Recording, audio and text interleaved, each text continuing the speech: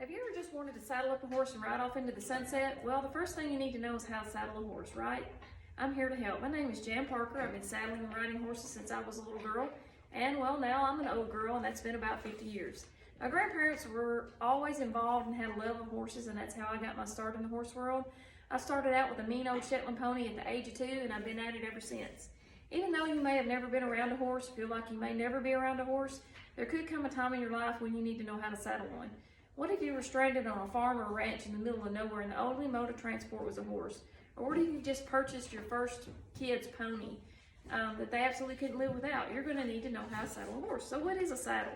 A saddle is a tool that's fastened to an animal's back for riding. This is a saddle pad that goes underneath the saddle to protect your horse's back. A few of the basic parts of a saddle are the stirrup, the cinch, the seat, the front D-ring, and the latigo. Today, I will be showing you the basics of how to saddle a horse with a Western saddle. And the first thing we'll talk about is safety. But before we get started, I want to mention my sources of information. All of my sources of information can be referenced for anything that I talk about today. And they are cowgirlmagazine.com, tractorsupply.com, and Rutgers University. First and foremost, always think safety when saddling a horse. Always keep your horse tied so they're not wandering around while trying to saddle. Be mindful of things around your horse that could spook or startle your horse. A 1,200-pound animal could very quickly and easily injure you if they become startled. If it's fly season, your horse could unintentionally hit you with his head, stomp or kick you, or swat you with his tail in an effort to remove the flies. So always spray your horse down with good fly spray. And now we're ready to get started. Make sure that your horse's back and underbelly are clean. You can do this using a curry comb or soft brush. And when you've done that, take your hand and go back over these areas again and feel for anything that may have been left behind that could be an irritant to your horse's back or underbelly. Now that you've cleaned your horse's back and underbelly, we are ready for your saddle pad. Place your saddle pad on the horse, but first, check the underside of the saddle pad for anything that could stick in your horse's back or cause an irritation to your horse's back. Approaching the horse from the left shoulder, we're going to place the pad in front of the withers on the horse and then slide it back to the front of the wither and even with the front of the saddle pad. By doing so, we're going to make sure that all the hairs are laying in the right direction underneath the saddle pad and won't cause an irritation to your horse's back. And now we're ready for the saddle.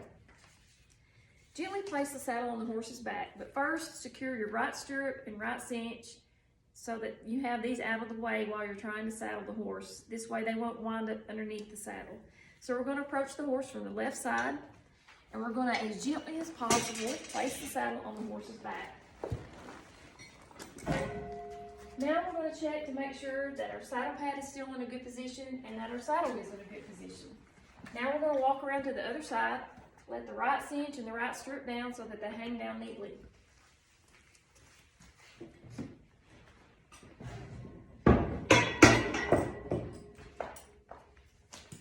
Now that you've put your saddle in place, we're ready to secure the cinches.